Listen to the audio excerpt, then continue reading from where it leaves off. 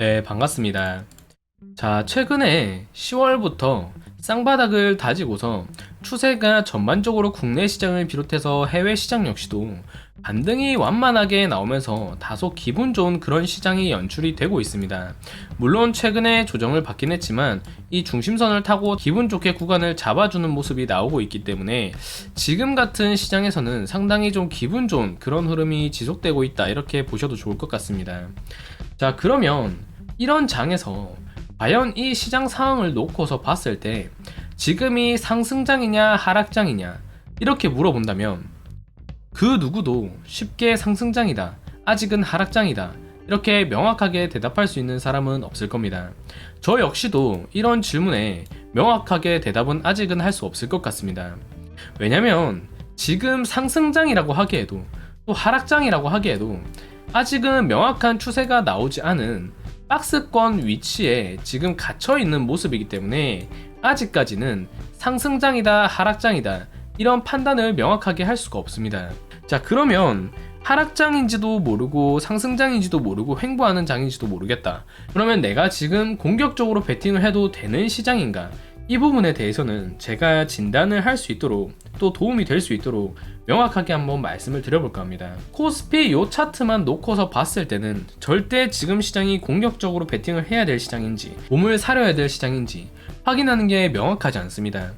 이 차트와 더불어서 같이 놓고 봐야 될 차트가 바로 이 코덱스 200 선물 인버스 곱버스라고 불리는 차트입니다. 자, 곱버스 같은 경우에는 일반적으로 지수가 오를 때는 곱버스의 차트가 하락하고 곱버스의 차트가 상승할 때는 또 반대로 지수가 하락하는 경우가 있습니다. 지수와 반비례성으로 움직인다는 거죠. 이 부분을 활용해서 곱버스와 코스피 사이의 인과관계를 활용해서 지금 공격적으로 베팅할 자리인지 아닌지를 판단을 하는 겁니다. 요 중심선을 기준으로 양시장 모두 체크하시면 좋습니다. 어떤 말씀을 드리는 거냐면, 자, 시장이 일반적으로 중심선을 하락해서 이탈한다고 가정을 하는 요 위치, 일단 요 중심선을 깨고 내려가는 자리 자체가 추세에 저항을 받겠다고 시그널을 형성하는 부분이기 때문에 이런 자리에서는 일단 코스피 차트만 본다고 하더라도 하방에 베팅을 하는 게 맞습니다. 자, 그런데 이런 자리 이전에 이미 여기서 곱버스 차트에서 중심선을 뚫어주는 요런 차트 흐름이 나오게 됩니다. 자, 이렇게 중심선 차트를 먼저 곱버스가 물어주는 흐름이 나온다고 한다면 곱버스가 오를 때는 지수가 떨어지는 경향이 있기 때문에 이런 자리에서는 미리 몸을 사리는 겁니다.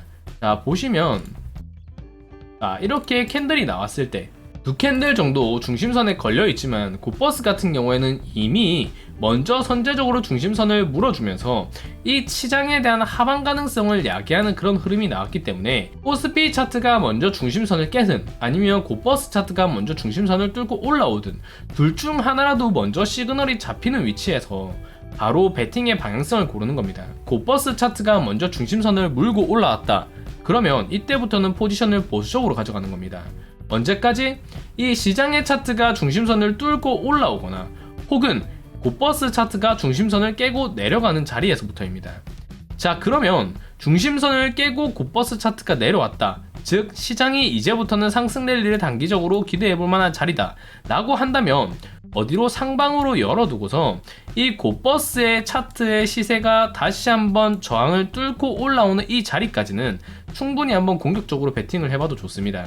요런 중심선을 기준으로 한번 차트의 방향이 설정되고 나면 이 방향이 설정되는 거를 추세를 최대한 느끼다가 중심선을 기준으로 했을 때 깨고 내려가는지 아니면 반대로 깨고 먼저 올라오는 시그널이 나오는지 이 구간을 기준으로 대응을 하시면 됩니다. 물론 변수는 언제든지 도사리고 있겠지만 일반적으로 곱버스가 먼저 시그널이 나오거나 아니면 그 이후로 이렇게 코스피 차트가 먼저 시그널이 나오던가, 항상 코스피 혹은 이렇게 인버스 차트가 둘 중에 하나가 딱 정확하게 맞아떨어진다기보다는 먼저 선제적인 시그널이 나오는 경우가 많습니다. 인버스 차트에서 먼저 이렇게 시장이 떨어질 거라는 시그널이 나왔다면 이때부터는 보수적으로 포지션을 취하시고 해지성에 대비를 하고, 또 시장이 먼저 반등한다는 이런 포지션이 형성이 되었다면 이때부터는 단기적으로 시장 랠리에 기대한 편승성 종목을 가져가시는 게 좋습니다. 언제까지? 곱버스가 이 중심선을 뚫고 올라올 때까지. 이렇게 반복적으로 노력하는 겁니다. 자, 이후에 또 곧버스가 이렇게 하방으로 떨어지는 자리가 형성이 되었다. 요런 자리가 확인이 되었다. 그러면 지수는 다시 한번 상승 구간을 기대할 수 있기 때문에 먼저 곧버스에서 시그널이 나왔다면 요런 자리에서부터 공격적으로 이제 베팅을 들어가는 겁니다.